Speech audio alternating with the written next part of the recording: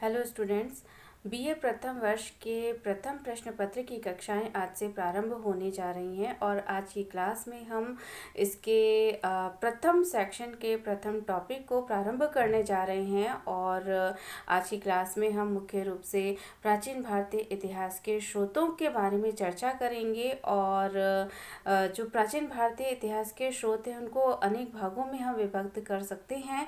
और मुख्य रूप से आज की क्लास में हम साहित्यिक स्रोतों के बारे में बात करेंगे। सबसे पहले हम बात करते हैं कि इतिहास क्या है। तो इतिहास सामाजिक विज्ञान की वो शाखा है जिसके तहत अतीत काल की घटनाओं और उससे संबंध रखने वाले व्यक्तियों का काल क्रमानुसार अध्ययन किया जाता है। अर्थात इतिहास उन घटनाओं का वृत्तांत कहा जा सकता है जो भूतकाल में हो चुकी हों और मूलतः महत्वपूर्ण तथ्यों को चुनकर अतीत के पुनर्निर्माण करने को ही इतिहास कहा जा सकता है। ये महत्वपूर्ण तथ्य विभिन्न रूपों में प्राप्त होते हैं जिन्हें इतिहास के स्रोत कहा जाता है। और प्राचीन भारतीय इतिहास जानने के 3 मुख्य स्रोत स्वीकार किए जाते हैं: साहित्यिक स्रोत, पुरातात्विक स्रोत और विदेशी यात्रियों के विवरण। साहित्यिक साक्ष्यों की अगर हम बात करें तो साहित्यिक साक्ष्यों के अंतर्गत साहित्यिक ग्रंथों से प्राप्त ऐतिहासिक तथ्यों का अध्ययन किया जाता है और इसे 2 भागों में बांटा जा सकता है: धार्मिक साहित्य और लौकिक साहित्य या धर्मेतर साहित्य। धार्मिक साहित्य के अंतर्गत ब्राह्मण और ब्राह्मणेतर साहित्य को सम्मिलित किया जाता है और ब्राह्मण ग्रंथों में वेद, उपनिषद, रामायण, महाभारत, पुराण और स्मृति ग्रंथों को शामिल किया जाता है। ब्राह्मणेतर ग्रंथों में जैन और बौद्ध ग्रंथों को सम्मिलित किया जाता है। और लौकिक साहित्य के अंतर्गत ऐतिहासिक ग्रंथ, जीवनियाँ, कल्पना प्रधान और गल्प साहित्य का वर्णन किया जाता है। ब्राह्मण धर्म ग्रंथ के अंतर्गत हम सबसे पहले वेदों के बारे में चर्चा करेंगे। तो वेद शब्द संस्कृत के विद धातु से बना है और इसका अर्थ है जानना। वेद शब्द का अर्थ ज्ञान, महत ज्ञान अर्थात पवित्र और आध्यात्मिक ज्ञान है। वेदों के जो संकलनकर्ता माने गए हैं वो कृष्ण द्वैपायन व्यास माने गए हैं और वेदों से हमें आर्यों के बारे में प्रारंभिक जानकारी प्राप्त होती है। वेदों को अपौरुषेय अर्थात देवकृत माना जाता है और वेदों की कुल संख्या 4 है और जो चारों वेद हैं वे हैं ऋग्वेद, सामवेद, यजुर्वेद और अथर्ववेद। सबसे पहले हम बात करते हैं ऋग्वेद की। तो ऋग्वेद अर्थात ऐसा ज्ञान जो ऋचाओं में बद्ध हो। इसमें कुल 10,598 मंत्र, 1,028 सूक्त और 10 मंडल हैं और इन 1,028 सूक्तों में 11 बालखिल्य सूक्त हैं जो 8वें मंडल में जोड़े गए परिशिष्ट के रूप में हैं। ऋग्वेद के जो प्रसिद्ध सूक्त हैं वे हैं पुरुष सूक्त, नासदीय सूक्त, विवाह सूक्त, मुनि सूक्त आदि। ऋग्वेद के मंत्रों का उच्चारण यज्ञों के अवसर पर होत्र ऋषियों द्वारा किया जाता था और ऋग्वेद की अनेक संहिताओं में केवल संप्रति संहिता ही हमें उपलब्ध है। संहिता का अर्थ संकलन होता है। ऋग्वेद की 5 शाखाएं हैं: शाकल, वास्कल, आश्वलायन, शांखायन और मांडुकायन। ऋग्वेद चारों वेदों में सबसे प्राचीन माना जाता है। सामवेद की अगर हम बात करें तो साम शब्द का जो अर्थ है वो गान है और सामवेद में संकलित मंत्रों को देवताओं की स्तुति के समय गाया जाता था। सामवेद में कुल 1875 रचनाएं हैं जिनमें 75 के अलावा शेष ऋग्वेद से ली गई हैं। इन ऋचाओं का गान सोमयज्ञ के समय उद्गाता किया करते थे। और सामवेद की 3 महत्वपूर्ण शाखाएं हैं: कौथुमीय, जैमिनीय, राणायनीय। सामवेद को भारतीय संगीत का मूल कहा जा सकता है। यजुर्वेद मूलतः कर्मकांड ग्रंथ कहा जा सकता है और यजुर शब्द का अर्थ है यज्ञ। यजुर्वेद के मंत्रों का उच्चारण अथर्व नामक पुरोहित किया करता था और इस वेद में अनेक प्रकार के यज्ञों को संपन्न करने की विधियों का उल्लेख किया गया है और ये गद्य और पद्य दोनों में लिखा गया है। गद्य को यजुष कहा गया है। यजुर्वेद का जो अंतिम अध्याय है वो ईशावास्योपनिषद है और इसका संबंध आध्यात्मिक चिंतन से है। यजुर्वेद के 2 मुख्य भाग हैं शुक्ल यजुर्वेद और कृष्ण यजुर्वेद। अथर्ववेद की अगर हम बात करें तो इसकी रचना अथर्वण और अंगिरस ऋषियों द्वारा की गई, इसलिए अथर्ववेद को अथर्वांगिरस वेद भी कहा जाता है। ब्रह्म विषयक होने के कारण इसे ब्रह्मवेद भी कहा जाता है। आयुर्वेद, चिकित्सा, औषधि आदि के वर्णन होने के कारण इसे भिषज वेद भी कहा जाता है। इसकी जो प्रमुख शाखाएं हैं वो है शौनक और पिप्पलाद। इसमें कुल 40 अध्याय, 731 सूक्त और करीब 6000 मंत्र हैं। प्रत्येक वेद की अपनी अपनी संहिता भी है जिसमें उसके मूल मंत्र शामिल किए गए हैं। ऋग्वेद, यजुर्वेद और सामवेद के सम्मिलित संग्रह को वेद त्रय की संज्ञा दी गई है। इन चारों वेदों में से प्रत्येक के एक एक उपवेद भी हैं। ऋग्वेद का उपवेद आयुर्वेद है, सामवेद का उपवेद गंधर्व वेद है जो संगीत से संबंधित है, यजुर्वेद का उपवेद धनुर्वेद है जो युद्ध कलाओं का वर्णन करता है और अथर्ववेद का उपवेद शिल्पवेद है। ब्राह्मण ग्रंथों की अगर हम बात करें तो यज्ञ और कर्मकांडों के विधान और उनकी क्रियाओं को भली भांति समझने के लिए इनकी रचना हुई और यहाँ पर जो ब्रह्म का शाब्दिक अर्थ है वो है यज्ञ, अर्थात यज्ञ के विषयों का अच्छी तरह से प्रतिपादन करने वाले ग्रंथ ही ब्राह्मण ग्रंथ कहे गए।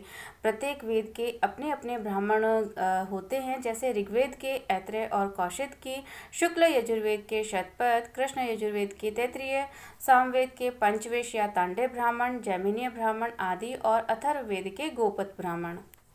आरण्यकों में दार्शनिक और रहस्यात्मक विषयों यथा आत्मा, मृत्यु, जीवन आदि का वर्णन होता है। इन ग्रंथों को आरण्यक इसलिए कहा गया है क्योंकि इन ग्रंथों का जो मनन था वो वन में किया जाता था और इनकी रचना एकांत में चिंतन के परिणाम स्वरूप हुई। ऐत्रेय, शांखायन, तर्वकार आदि प्रमुख आरण्यक ग्रंथ माने जाते हैं। उपनिषदों की अगर हम बात करें तो उपनिषद का जो शाब्दिक अर्थ है वो है समीप बैठना, अर्थात ब्रह्म विद्या को प्राप्त करने के लिए गुरु के समीप बैठना। इस प्रकार उपनिषद एक ऐसा रहस्य ज्ञान है जिसे हम गुरु के सहयोग से ही समझ सकते हैं। ब्रह्म विषयक होने के कारण इन्हें ब्रह्म विद्या भी कहा जाता है।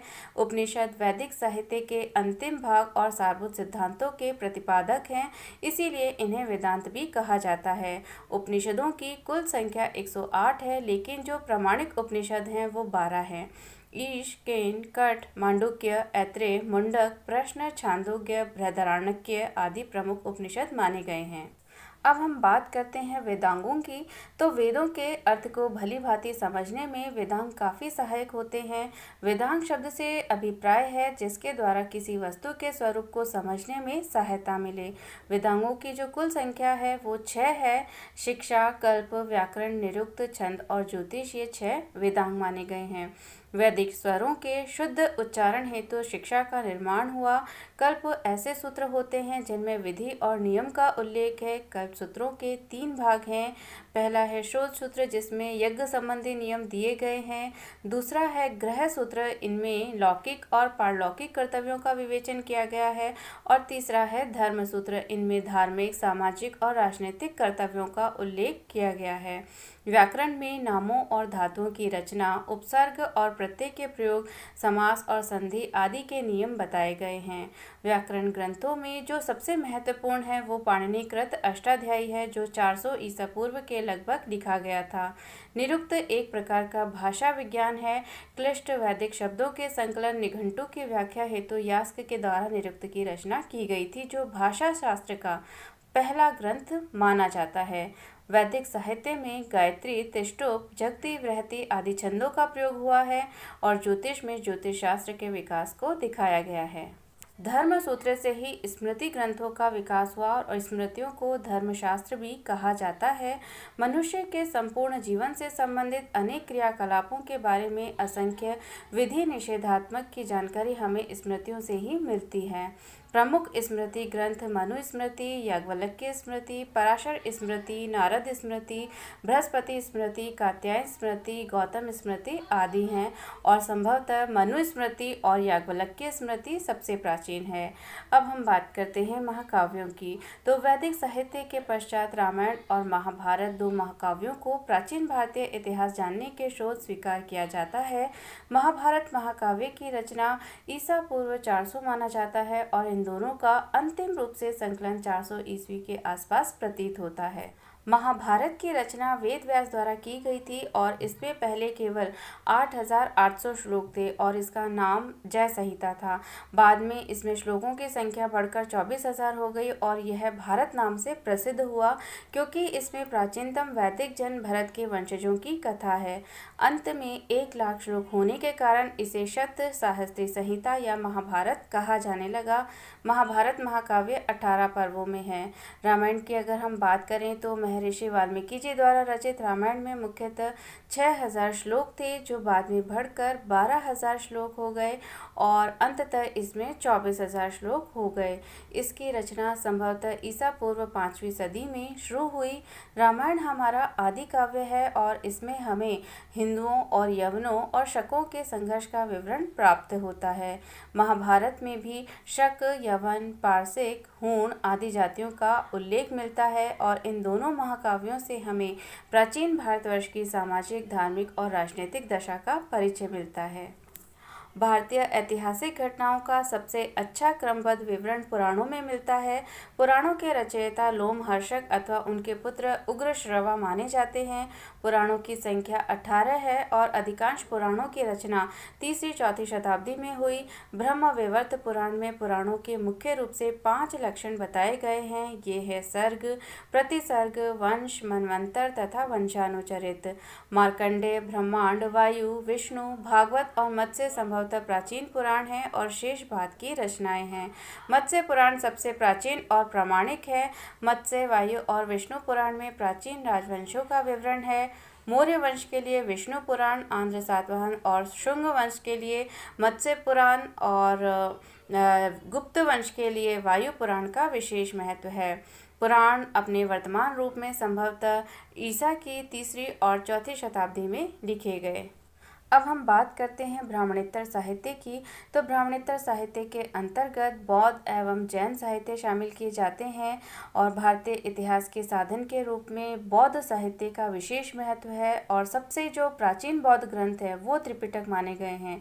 पिटक का शाब्दिक अर्थ टोकरी माना जाता है और त्रिपिटक हैं सुत्त पिटक, विनय पिटक और अभिधम पिटक। तो सबसे पहले हम बात करते हैं सुत्त पिटक की, जिसमें बुद्ध के धार्मिक विचारों और वचनों का संग्रह किया गया है और इसे बौद्ध धर्म का एनसाइक्लोपीडिया भी कहा जाता है। यह पिटक 5 निकायों में विभक्त है जो हैं दिग् निकाय, मध्यम निकाय, संयुक्त निकाय, अंगुत्तर निकाय और खुद्दक निकाय। दिग् निकाय का जो सर्वाधिक महत्वपूर्ण सूत्र है वो है महापरिनिब्बाण सूत्र और इस निकाय में महात्मा बुद्ध के जीवन के आखिरी जीवन, अंतिम उपदेशों, मृत्यु तथा अंत्येष्टि आदि का वर्णन किया गया है। अंगुत्तर निकाय में 6ठी शताब्दी ईसा पूर्व के 16 महाजनपदों का उल्लेख हमें मिलता है और जातक खुद्दक निकाय से संबंधित महत्वपूर्ण ग्रंथ है जिनमें बुद्ध के पूर्व जन्म से संबंधित करीब 500 कहानियों का संकलन किया गया है। विनय पिटक की अगर हम बात करें तो इसमें बौद्ध संघ के नियमों का उल्लेख हमें मिलता है और यह पिटक 3 भागों में विभक्त है, सुत्त विभंग, खंदक और परिवार। अभिधम पिटक में बौद्ध मतों की दार्शनिक व्याख्या की गई है और बौद्ध परंपरा के अनुसार इस पिटक का संकलन अशोक के काल में संपन्न तृतीय बौद्ध संगीति में मुगलिपुत्तिस द्वारा किया गया। त्रिपिटकों के अतिरिक्त पाली भाषा में लिखे गए कुछ अन्य महत्वपूर्ण बौद्ध ग्रंथ हैं मिलिंद पन्हो, दीपवंश और महावंश। मिलिंद पन्हो ग्रंथ में यूनानी नरेश मिनांडर और बौद्ध भिक्षु नागसेन के बीच बौद्ध मत पर वार्तालाप का वर्णन किया गया है और लगभग 4th शताब्दी ईस्वी में रचित दीपवंश सिंहल द्वीप के इतिहास पर प्रकाश डालने वाला पहला ग्रंथ है। भदंत महानामा द्वारा संभवतः 5वीं और 6ठी सदी ईस्वी में रचित महावंश ग्रंथ में मगध के राजाओं की क्रमबद्ध सूची हमें मिलती है। संस्कृत भाषा में लिखित कुछ महत्वपूर्ण बौद्ध ग्रंथों में महावस्तु एवं ललित विस्तार से महात्मा बुद्ध के जीवन के विषय में जानकारी प्राप्त होती है। दिव्यावदान से परवर्ती मौर्य शासकों और शुंग विषय के बारे में जानकारी मिलती है। सम्राट कनिष्क के समकालीन अश्वघोष की जो महत्वपूर्ण रचनाएं हैं वो हैं बुद्ध चरित्र, सौंदरानंद और सारिपुत्र प्रकरण। जैन साहित्य की अगर हम बात करें तो जैन साहित्य को आगम या सिद्धांत कहा जाता है और जैन आगमों में जो सबसे महत्वपूर्ण है वो 12 अंग हैं। आचार्य सूत्र में जैन भिक्षुओं के आचार नियमों का उल्लेख है। भगवती सूत्र में महावीर के जीवन पर कुछ प्रकाश पड़ता है। नाया धम्म कहा में महावीर की शिक्षाओं का संग्रह है और 12 अंगों में प्रत्येक का उपांग भी है और इन पर अनेक भाष्य लिखे गए जो निरुक्ति, चूर्णी, टीका कहलाते हैं। जैन आगमों का वर्तमान रूप एक सभा में निश्चित किया गया था जो 513 या 526 ईस्वी में बल्बी में हुई थी। भगवती सूत्र में 16 महाजनपदों का उल्लेख हमें मिलता है और जैन धर्म का प्रारंभिक इतिहास कल्प सूत्र से ज्ञात होता है जिसकी रचना भद्रभाव द्वारा की गई थी। जैन ग्रंथों की रचना प्राकृत भाषा में हुई थी। जैन ग्रंथों में परिशिष्ट पर्व, भद्रभाव चरित, आवश्यक सूत्र, आचारांग सूत्र, भगवती सूत्र, कालिका पुराण आदि विशेष रूप से उल्लेखनीय माने गए हैं और इनमें अनेक ऐतिहासिक घटनाओं की सूचना हमें मिलती है। जैन ग्रंथों में सबसे महत्वपूर्ण जो ग्रंथ है वो है हेमचंद्र कृत परिशिष्ट पर्व, जिसकी रचना 12वीं शताब्दी में हुई और परिशिष्ट पर्व तथा भद्रभाव चरित्र से चंद्रगुप्त मौर्य के जीवन की प्रारंभिक और उत्तरकालीन घटनाओं की सूचना हमें मिलती है। पूर्व मध्यकाल में अनेक जैन कथा कोशों और पुराणों की रचना हुई जिसमें महत्वपूर्ण है हरिभद्र सूरी का सम्रादित्य कथा, मूर्खाख्यान और कथा कोश, उद्योतन सूरी का कुवलयमाला, जीनसेन का आदि पुराण और गुणभद्र का उत्तर पुराण आदि। इनसे जो तत्कालीन जैन समाज है उसकी सामाजिक धार्मिक दशा पर अच्छा प्रकाश पड़ता है। अब हम बात करते हैं लौकिक साहित्य की। तो लौकिक साहित्य के अंतर्गत ऐतिहासिक और अर्ध ऐतिहासिक ग्रंथों व जीवनियों का विशेष रूप से उल्लेख किया जा सकता है। इससे राजनीतिक और सांस्कृतिक इतिहास की रूपरेखा स्पष्ट करने में महत्वपूर्ण सहयोग प्राप्त होता है। ऐतिहासिक रचनाओं में सर्वप्रथम उल्लेख अर्थशास्त्र का किया जा सकता है और इसे संभवतः भारत का पहला राजनीतिक ग्रंथ माना जाता है। इसकी रचना चंद्रगुप्त मौर्य के प्रधानमंत्री सुप्रसिद्ध राजनीतिज्ञ कौटिल्य द्वारा की गई थी और कौटिल्य को चाणक्य या विष्णुगुप्त भी कहा जाता है। मौर्यकालीन इतिहास और राजनीति के ज्ञान के लिए अर्थशास्त्र ग्रंथ एक प्रमुख स्रोत है। यह एक महत्वपूर्ण विधि ग्रंथ है। 15 अधिकरणों या खंडों में विभक्त अर्थशास्त्र का द्वितीय और तृतीय खंड सर्वाधिक प्राचीन है। अर्थशास्त्र से प्राचीन राजतंत्र और अर्थव्यवस्था के अध्ययन के लिए महत्वपूर्ण सामग्री मिलती है। विशाख दत्त के मुद्रा राक्षस, सोमदेव के कथा सरित सागर और क्षेमेंद्र की व्रत कथा मंजरी से मौर्य काल की कुछ घटनाओं पर प्रकाश पड़ता है। पतंजलि के महाभाष्य, कालिदास के मालविकाग्निमित्रम से शुंग काल के इतिहास पर प्रकाश पड़ता है। शूद्रक के मृच्छकटिकम नामक नाटक से तत्कालीन समाज का यथार्थ चित्रण होता है। अर्थशास्त्र के अनेक सिद्धांतों को 7वीं-8वीं शताब्दी ईस्वी में कामंदक ने अपने नीतिसार में संकलित किया। ऐतिहासिक रचनाओं में जो सर्वाधिक महत्व माना जाता है वो कश्मीरी कवि कल्हण द्वारा रचित राजतरंगिणी का माना जाता है और ये संस्कृत साहित्य में ऐतिहासिक घटनाओं के इतिहास लिखने का प्रथम प्रयास कहा जाता है। इसकी रचना 12वीं सदी में हुई और इससे कश्मीर के इतिहास के विषय में संपूर्ण जानकारी हमें मिलती है। सोमेश्वर कृत रसमाला और कीर्ति कौमुदी, मेरुतुंग कृत प्रबंध चिंतामणि, राजशेखर कृत प्रबंध कोश आदि ग्रंथों से हमें गुजरात के चालुक्य वंश का इतिहास और उसके समय की संस्कृति का अच्छा ज्ञान प्राप्त होता है। प्रबंध चिंतामणि अर्थशास्त्र की टीका है। गार्गी संहिता एक ज्योतिष ग्रंथ है। इसमें भारत पर होने वाले यवन आक्रमण का उल्लेख मिलता है। ऐतिहासिक जीवनियों में अश्वघोष कृत बुद्ध चरित, बाणभट्ट का हर्ष चरित, वाकपति का गौडबहु, विल्हण का विक्रमांक देव चरित, पद्मगुप्त का नवसाहसांक चरित, संध्याकर नंदी कृत रामचरित, हेमचंद्र कृत कुमारपाल चरित, जयानक कृत पृथ्वीराज विजय आदि महत्वपूर्ण है।